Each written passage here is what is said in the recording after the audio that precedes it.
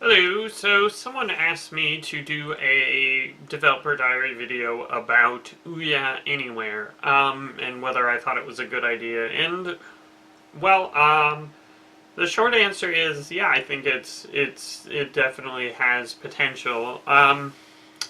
It's interesting because everyone says, oh, Ouya Anywhere, it's Ouya giving up, and it's the death of Ouya, and I don't really think that's the right way to look at it. And I think really it's good to take a step back and see what Ouya does differently and what sort of software service Ouya provides versus just regular vanilla Android. So one of the big problems with releasing a game on Android is, just like Android, everything, is Google Play is very tough to filter based on the features your game supports. So, for example, you want to target certain hardware capabilities, video cards, video chips based on performance or something. Filters like that are hard to provide, and so a lot of people have difficulty with Google Play because, as the storefront, because they want to basically say, I just want the game to run on this, and then people give you 1-star reviews if it doesn't run on their things, and so a lot of people just, if they get a complaint, they remove that particular model from their hardware support, or I don't know. I mean, it's really a mess just because you're supporting such a variety of hardware devices.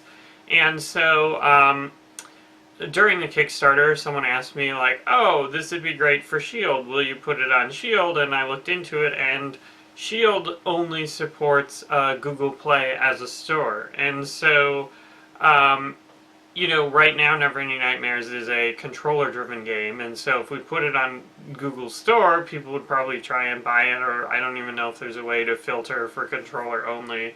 But basically, we wouldn't really have a way to sell it to people with Shield, or people who only use controllers. So that seems like a big problem. And similarly, I read a review, I think it was Eurogamer, for the Mojo, and their big complaint was basically that pretty much every game in Google Play doesn't work, or says it doesn't work even if it has controller support, because the Mojo reports that it doesn't support like touch controls or something, and everything requires touch controls.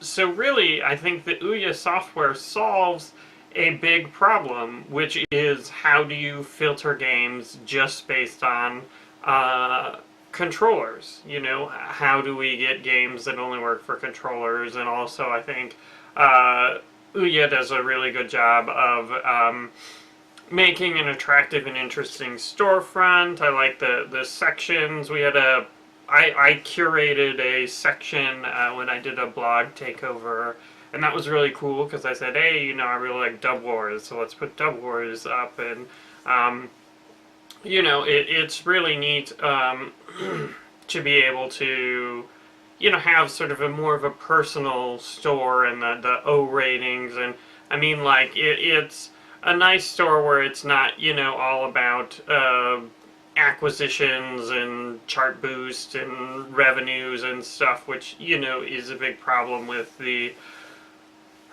Google Play and all these other, stores. And so it's great that it's just, targeting console-style games and not, the mobile tap games. And so it's, I think it's definitely a good service. And, some people complained, oh, the Ouya doesn't support Google Play, and I thought that's a good thing. I mean, that's good because really you need something separate. You need something that says, this is for micro-console style experiences versus these are for phone experiences. And certainly you can make a game that works for both, but I think having the separate storefront is good. And I think also that Ouya will continue to evolve their software services with things like leaderboards and friend lists. And I mean, I don't know how much Google is doing that, but I mean, I think having a game-focused platform for micro consoles is a good thing, because if you look at what Ouya is, there's the hardware and then there's the software, and so the hardware, probably is not going to win any awards. I mean, for $100 you get some good stuff, but I mean, it's not, it's not like Xbox One quality or anything. You get what you pay for. So I mean, I think supporting a $200 Mojo or whatever with better graphics, and I don't know. I'd really like to see Ouya Anywhere support the Shield, because that's kind of a cool, like, different usage case. It's the handheld. So then all of a sudden I get to make one game for Ouya, and it runs on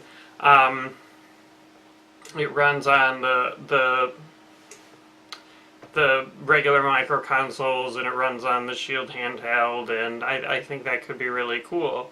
And I don't have to worry about trying to get a version running with touchscreens and tablets, and supporting some weird feature set. I think the downside, of course, of Ouya Anywhere is that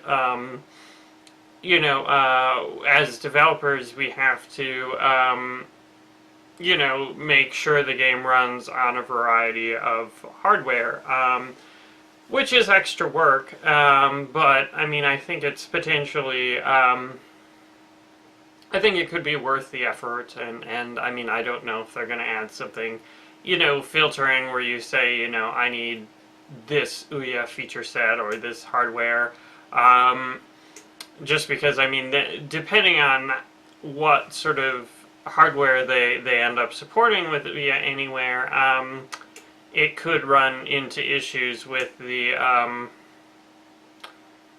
you could run into compatibility issues. So, I mean, I think to some extent they would be better off to pick, a few partners and hopefully ones with similar hardware to the Ouya. And certainly I think the Mojo is a good choice, because it's Tegra 4 versus the Ouya's Tegra 3, so it's just sort of a generation advanced, and so it should support the same features plus more.